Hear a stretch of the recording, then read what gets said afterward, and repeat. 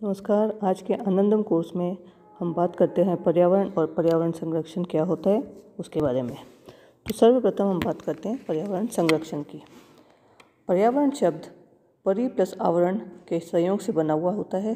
परि का आशय चारों तथा आवरण का आशय होता है परिवेश है। दूसरे शब्दों में कहें तो पर्यावरण अर्थात वनस्पतियों, प्राणियों और मानव जाति सहित सभी सजीवों और उनके साथ में भौतिक परिसर में पर्यावरण कहते हैं।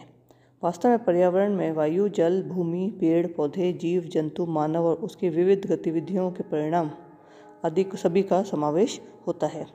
अब हम बात करते हैं पर्यावरण संरक्षण की जो समस्या है उसके बारे में। विज्ञान के क्षेत्र में असीमित प्रगति तथा नए आविष्कारों का स्पर्धा के कारण आज का मानव प्रकृति पर पूर्णतया विजय प्राप्त करना चाहता है। इस प्रकार प्रकृति की संतुलन बिगड़ गया है। वैज्ञानिक उपलब्धियों से मानव प्राकृतिक संतुलन की उपेक्षा की दृष्टि से देख रहा है। दूसरी ओर धरती पर जनसंख्या की निरंतर वृद्धि, औद्योगिकरण एवं शहरीकरण की तीव्र गति से यहाँ प्रकृति के हरे भरे क्षेत्र को समाप्त किया जा रहा है। अब पर्यावरण संरक्षण का महत्व क्या है? पर्यावरण संरक्षण का समस्त प्राणियों के जीवन तथा इस धरती के समस्त प्राकृतिक परिवेश में घनिष्ठ संबंध है।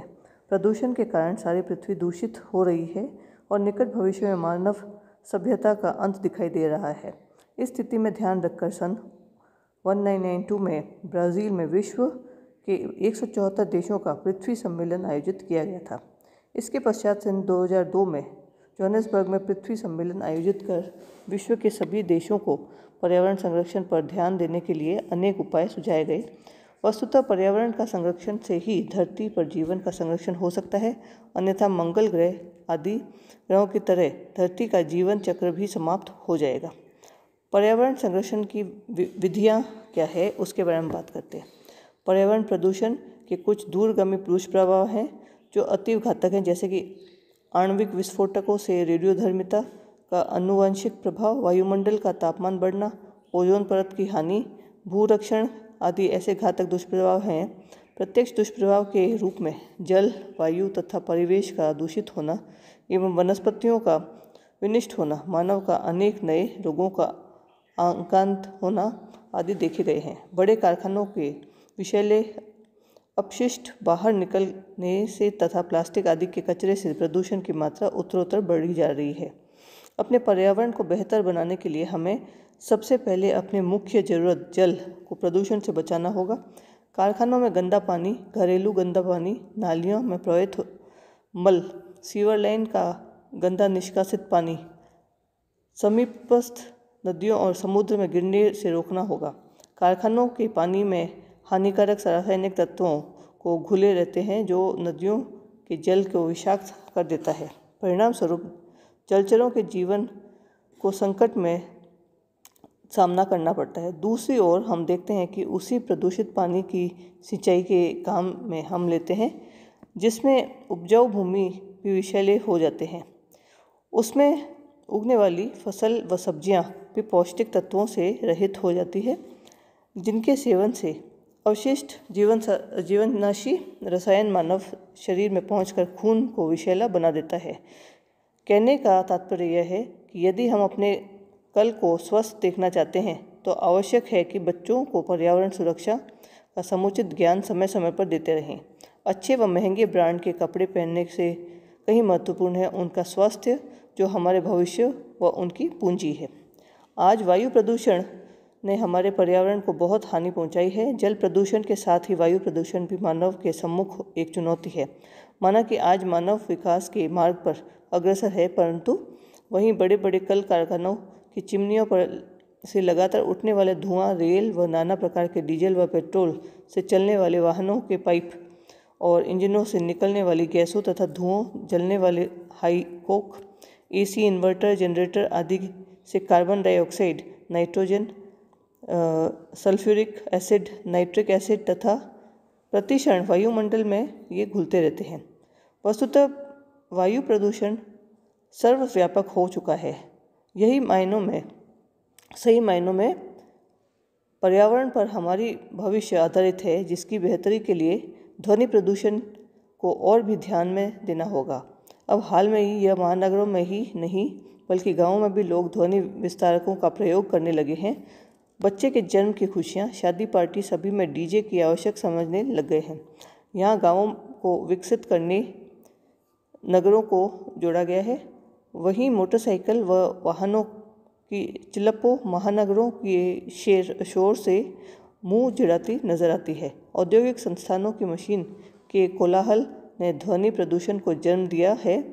इससे मानव की श्रवण शक्ति का ह्रास होता है। ध्वनि प्रदूषण का मस्तिष्क पर घातक प्रभाव पड़ता है। जल प्रदूषण, वायु प्रदूषण और ध्वनि तीनों ही हमारे व हमारे फूल जैसे बच्चों के स्वास्थ्य को चपेट में कर रहे हैं। ऋतु चक्र का परिवर्तन, कार्बन डाइऑक्साइड की मात्रा का बढ़ता हिमखंड को पिघला रहा है। सुनामी, बाढ़, सूखा, अतिवृष्टि व अनावृष्टि जैसे दुष्परिणाम सामने आ रहे हैं, जिन्हें देखते हुए हम बेहतर कल के लिए 5 जून को समस्त विश्व पर्यावरण दिवस के रूप में मनाए जाते हैं। पौधा लगाने से पहले वह जगह तैयार करना आवश्यक है जहाँ पर विकसित व बड़ा होगा। उपयुक्त सभी प्रकार के प्रदूषण से बचने के लिए यदि थोड़ा सा भी उचित दिशा में प्रयास करें तो बचा जा सकता है अपना पर्यावरण। सर्वप्रथम हमें जनगणना को नियंत्रित करना होगा। दूसरे, जंगलों में पहाड़ों की सुरक्षा पर ध्यान देना होगा। देखने में यह जाता है कि पहाड़ों पर रहने वाले लोग कई बार घरेलू ईंधन के लिए जंगल से लकड़ी काटकर इस्तेमाल करते हैं, जिससे पूरे के पूरे जंगल स्वाहा हो जाते हैं। कहने का तात्पर्य है, जो छोटे छोटे व बहुत कम आबादी वाले गांव हैं, उन्हें पहाड़ों पर सड़क, बिजली, पानी जैसी सुविधाएं मुहैया कराने से बेहतर उन्हें प्लेन में विस्थापित करें। इससे पहाड़ व जंगल कटान कम होंगे, साथ ही पर्यावरण भी सुरक्षित रहेगा।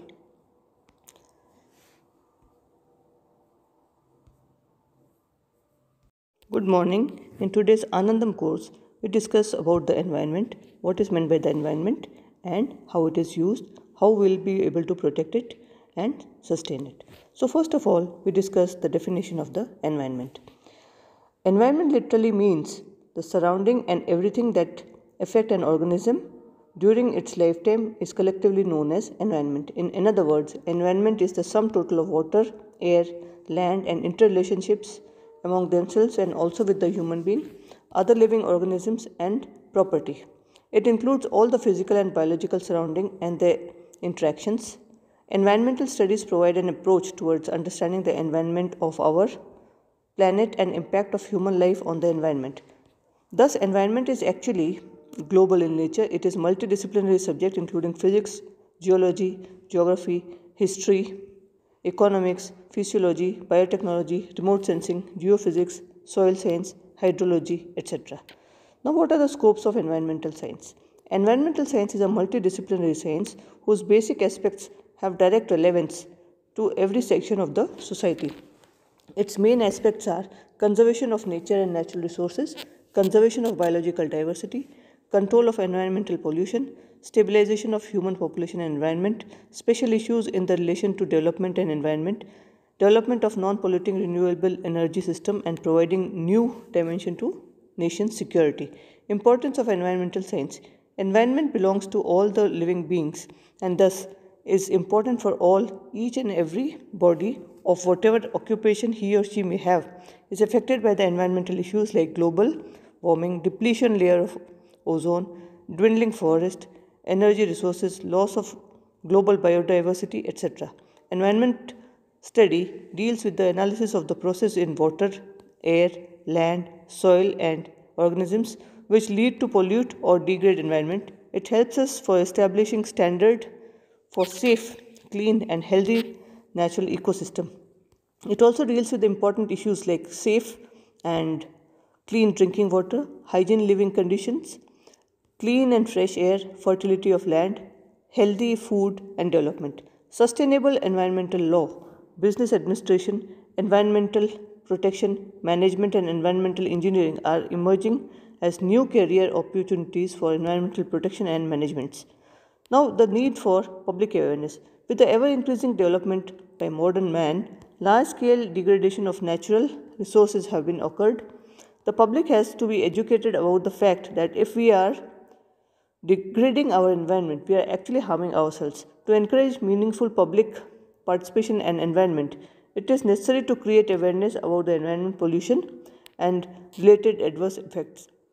The United Nations Conference on Environment and Development held at Rio de Janeiro, followed by the Earth Summit on Sustainable Development, have highlighted the key issues of global environmental concern and have attracted the general public towards the deteriorating environment.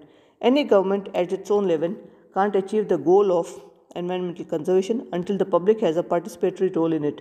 Public participatory role is possible only when the environment is aware about the ecological and environmental issues.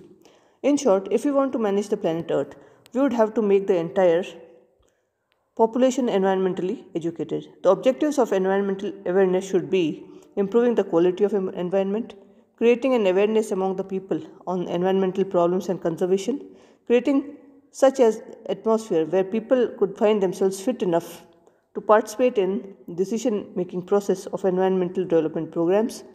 Now what we discuss about the ecosystem. An ecosystem is the ecological unit consisting of biotic factors living and abiotic factors non-living in the specific area, for example forest, grassland, desert, aquatic, etc.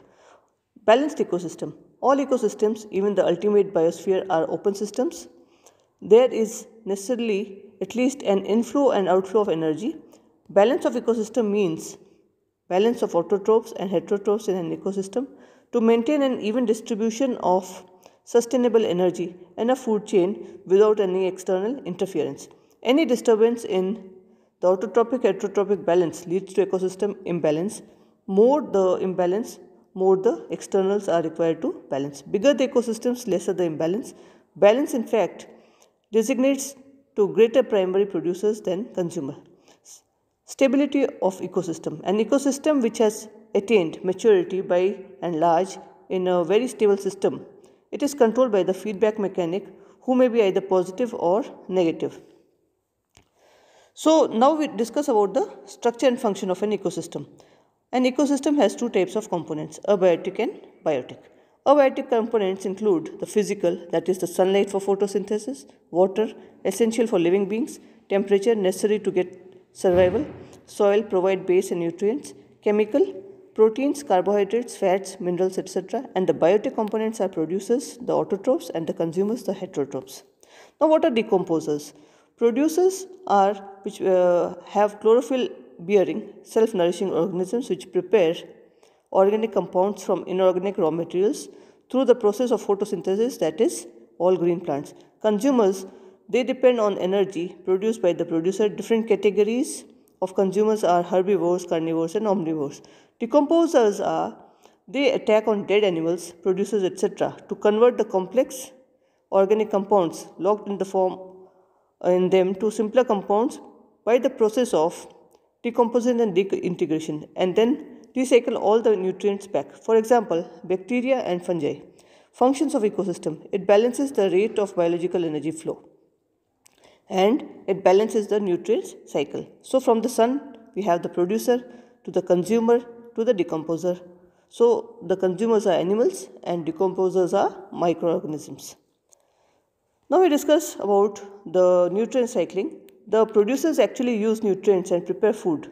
The consumers consume it and the decomposers recover. The nutrients keep flowing between the biotic and abiotic components, forming nutrients known as geochemical cycle. The food chain is the process of eating and being eaten by the successive creatures is known to be called a food chain.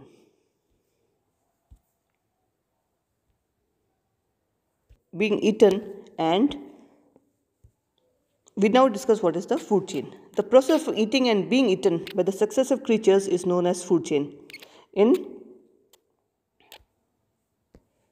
What are the activities which affect the environment? The main human activities which affect the environment are agriculture and the second is the industries.